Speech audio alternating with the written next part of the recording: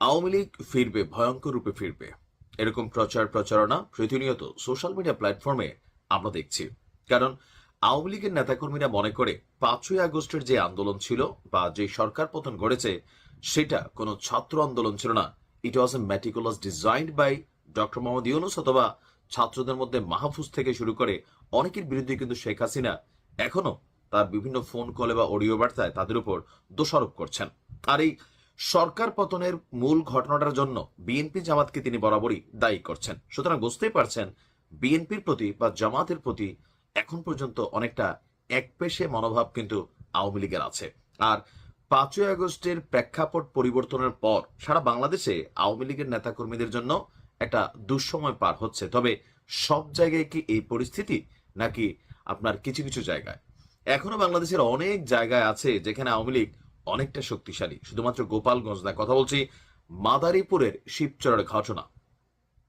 মাদারীপুরের শিবচরে তারেক রহমানের রাষ্ট্র কাঠামো মেরামতের 31 দফা নির্দেশ ছিল নেতাকর্মীদের প্রতি, ঘরে ঘরে আমার এই 31 দফার বার্তা পৌঁছে দাও। তো তারেক রহমানের নির্দেশে এই লিফলেট বিতরণ করছিল বিএনপির নেতাকর্মীরা। আর এক পর্যায়ে সেখানে বিএনপির নেতাকর্মীদের উপর জয় বাংলায় স্লোগান দিয়ে আপনার ব্যাপক হামলা চালিয়েছে স্থানীয় যারা আওয়ামী লীগের অনুসারীরা আছেন। আর এই হামলায় অন্তত 20 জন আহত হয়েছেন। গত পরশুদিন সোমবার রাত 8টার দিকে শিবচরের চর শ্যামাইল এলাকার পৌরভবন 2-এর কাছে এই ঘটনাটি ঘটেছে। আহতদের এই মুহূর্তে শিবচর উপজেলা স্বাস্থ্য কমপ্লেক্সে ভর্তি করা হয়েছে। প্রত্যক্ষদর্শী এবং বিএনপির ভাষ্য, সন্ধ্যার দিকে মাদারীপুর 1 আসনে মনোনয়ন প্রত্যাশী বিএনপি নেতা সাজ্জাদ হোসেন লাবলু ওনার অনুসারীরা এই লিফলেট বিতরণ করতে বের হয়েছিল। তারা পৌরসভার চরশ্যামাইল এলাকায় লিফলেট বিতরণকালে শিবচর ইউনিয়ন পরিষদের সাবেক চেয়ারম্যান আওয়ামী লীগ নেতা বাবুল ফকিরের ছেলে ছাত্রলীগ নেতা সুমন ফকিরের সঙ্গে বিএনপি নেতাকর্মীদের কথা কাটাকাটি হয়। এক পর্যায়ে জয় বাংলায় স্লোগান দিয়ে দেশীয় অস্ত্র নিয়ে আপনার লিফলেট বিতরণকারীদেরকে সেখানে হামলার শিকার করা হয়। এই সময় বেশ কয়েকটি মোটরসাইকেল বিএনপির ভাঙচুর করা হয়। খবর পেয়ে শিবচর থানা পুলিশ গিয়ে পরিস্থিতি নিয়ন্ত্রণে আনে। গুরুতর আপনার এই টোটাল 20 জনের মধ্যে 4 জন, তাদের আবার উন্নত চিকিৎসার জন্য ঢাকাতেও পাঠানো হয়েছে। ভুক্তভোগীদের বক্তব্য যে চরশ্যামাইল এলাকার কাজীর দোকান নামক স্থানে পৌঁছালে আওয়ামী লীগ নেতা বাবুল ফকিরের ছেলে সুমন ফকিরের নেতৃত্বে শতাধিক মানুষ দেশীয় অস্ত্রশস্ত্র নিয়ে তাদের উপর হামলা চালায়। পরিস্থিতি ভয়ানক ছিল, মোটরসাইকেল ভাঙচুর করা হয়েছিল, প্রাণ বাঁচাতে অনেকে খালে বিলেও ঝাঁপ দিয়েছিলেন। ছাত্রলীগ নেতা সুমন ফকিরের বিরুদ্ধে এই অভিযোগ যখন এসেছে তার ব্যক্তিগত নাম্বারে গণমাধ্যম থেকে ফোন দেওয়া হয়। আর স্থানীয় আওয়ামী লীগ নেতাদের সাথেও চেষ্টা করেও তাদের সাথে যোগাযোগ করা যায়নি। ওসি বলছেন যে অভিযোগ পেলে মামলা নেওয়া হবে। এখন এই ঘটনাগুলোর রিয়াকশন কি? বাংলাদেশের বিভিন্ন জায়গায় গত 5ই আগস্ট সরকার প্রেক্ষাপট পরিবর্তনের পর আওয়ামী লীগের যারা অপকর্মকারী তারা অনেকে এলাকা ছেড়ে পালিয়েছেন। আবার অনেক ভালো মানুষ এই মুহূর্তে উল্টা ক্যারেক্টারে ঢুকে গেছেন, কারণ মামলা বাণিজ্য।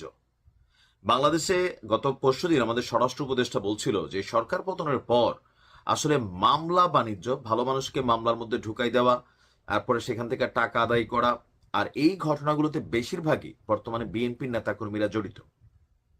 যারা পরিচ্ছন্ন রাজনীতিতে বিশ্বাসী তারা না, যারা মনে করে বিএনপি আসলে নাম ভাঙায় খাবো, মামলা টামলা দিয়ে এলাকাতে পাবলিককে দৌড়ের উপর রাখবো, এই মানুষগুলাই কখনো ক্ষমতার পালাপর্তন হইলে এরাই সবার আগে দৌড়ের উপর থাকবে। যেমনটা আওয়ামী লীগের অনেকে আছে। দেখেন, যিনি অন্যায় করছে তার বিরুদ্ধে মামলা হওয়া জরুরি।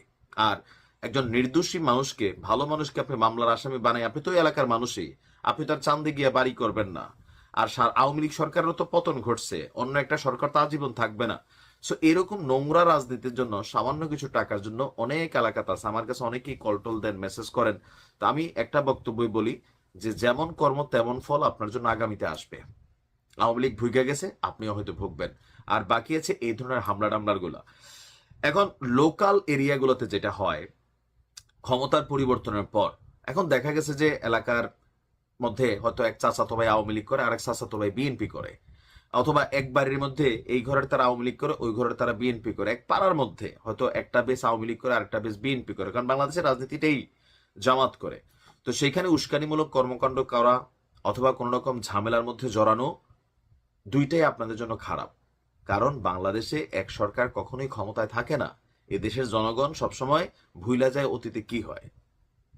আজকে আওয়ামী লীগের বিভিন্ন জায়গায় অনেকে প্রতিরোধ গড়ে তোলার চেষ্টা করছেন।